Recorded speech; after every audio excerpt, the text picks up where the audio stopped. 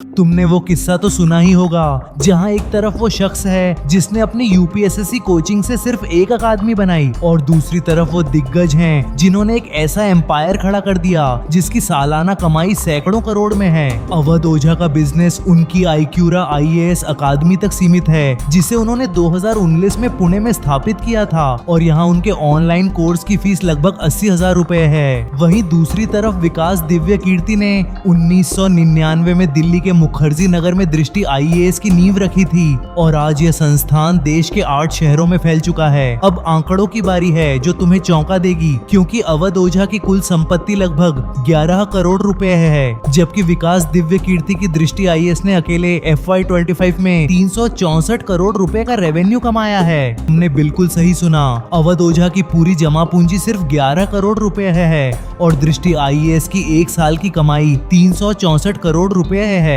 जो उनसे तकरीबन 33 गुना ज्यादा है। यानी अगर दोनों के बिजनेस की सालाना कमाई की बात करें तो विकास दिव्य कीर्ति अवध ओझा से 33 गुना बड़ा कारोबार चला रहे हैं। और यह फर्क इतना बड़ा है कि एक बौना लगता है तो दूसरा दानव। दृष्टि आईएएस ने FY25 में 364 करोड़ रुपए का ऑपरेटिंग रेवेन्यू दर्ज किया है और इसी साल कंपनी का शुद्ध मुनाफा 61 करोड़ रुपए में रहा है। अवध ओझा के बिजनेस का इतना बड़ा डेटा तो कहीं उपलब्ध नहीं है, क्योंकि उनका आईक्यूरा आईएएस अकादमी एक छोटा सा संस्थान है जिसकी पहुंच बहुत सीमित है। दृष्टि आईएएस के 8 सेंटर हैं जो दिल्ली, नोएडा, प्रयागराज, लखनऊ, जयपुर, इंदौर, रांची और पटना में फैले हुए हैं और हर साल हजारों छात्र यहाँ पढ़ते हैं। जबकि अवध ओझा का मुख्य केंद्र पुणे में है और दिल्ली में भी उनकी एक छोटी सी उपस्थिति है। यानी पहुंच की बात करें तो विकास दिव्य कीर्ति उनसे काफी आगे हैं। दृष्टि आईएएस ने ऑनलाइन एजुकेशन में भी जबरदस्त कदम रखा है, क्योंकि FY25 में तकरीबन 1/3 रेवेन्यू यानी 120 करोड़ रुपए से अधिक केवल ऑनलाइन से आया है।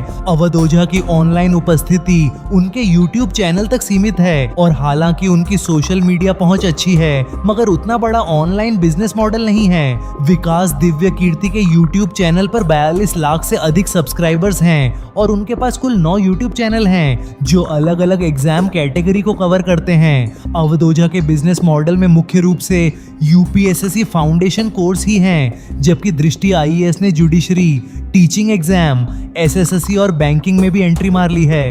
इतना ही नहीं, दृष्टि आईएएस ने डिफेंस और स्कूल एजुकेशन में भी अपना झंडा गाड़ दिया है और यही कारण है कि उनका बिजनेस इतना विशाल हो गया है।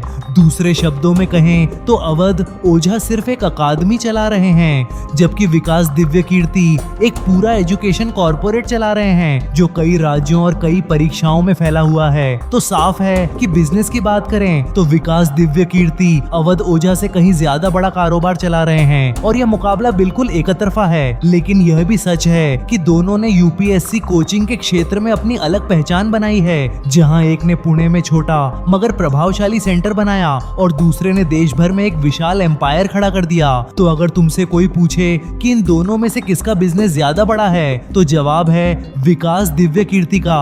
और यह जीत इतनी बड़ी है कि इसमें कोई दूसरा नंबर भी नहीं है, क्योंकि नंबर कभी झूठ नहीं बोलते, चाहे बात बिजनेस की हो या फिर बैंक बैलेंस की।